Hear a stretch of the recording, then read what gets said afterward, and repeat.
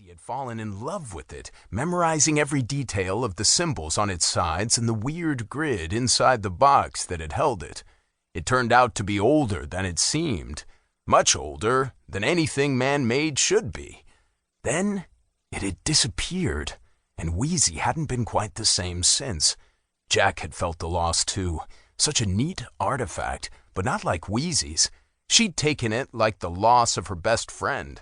But more than that, she was convinced it had been stolen, and she was sure she knew the culprit, all without a shred of proof. So he couldn't believe she'd throw away this photo. He snagged it from the can and stuck it in his back pocket as he hopped up the front steps and knocked on the door. "Door's open," he heard a man's voice call from inside. As Jack stepped in, Mr. Connell poked his crew-cut head around a corner and grinned. "Eddie said you'd be coming. He's in the family room." "Is Weezy here?" "Yeah. Hey, Weez!" "What?" Her voice floated from upstairs. "Jack's here."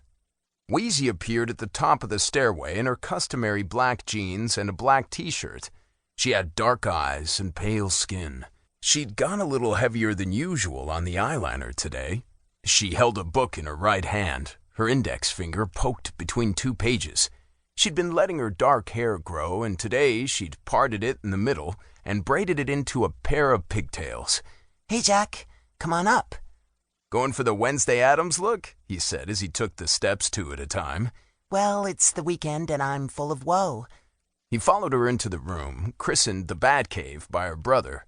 With all the shades drawn, a dark purple bedspread, gargoyles peering down from her bookshelves, and a creepy Bauhaus poster on the wall, it lived up to the name.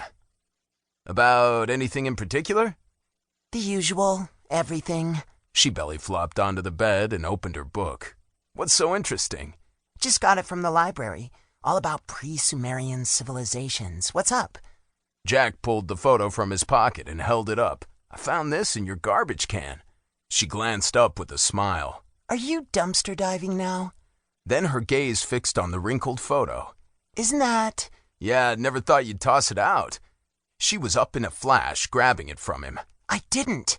Her expression turned furious. "They have no right." As she started for her door, Jack blocked her way. She had a wild look in her eyes. Jack had seen that look a few times before when she'd lost it, and she seemed ready to lose it now. "Easy, Weezy. Could you maybe wait on this? You're gonna put me smack dab in the middle of the fight."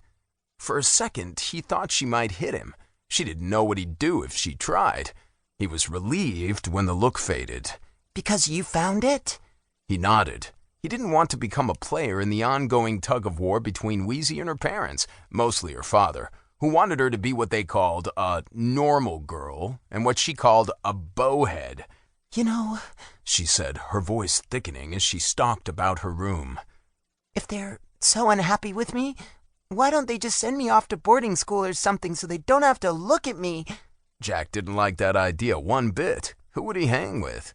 He tried to lighten the moment by clutching his hands over his heart and giving her his best approximation of a lost puppy look.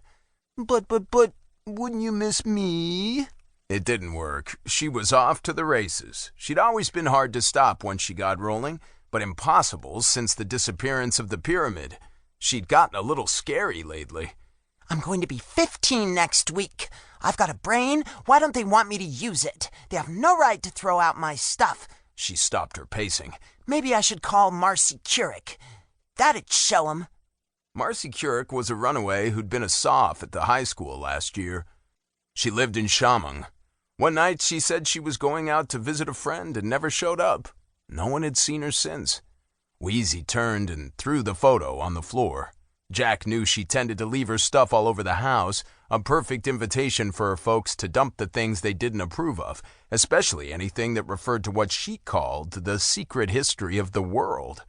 The secret history was her passion, her conviction that accepted history was a collection of lies carefully constructed and arranged to hide what was really going on in the world and conceal the hidden agenda and identities of those pulling the strings. Ancient secret societies manipulating events throughout the ages. People, especially her family, tended to roll their eyes once she got started on it. Jack, too, though not as quickly as he used to.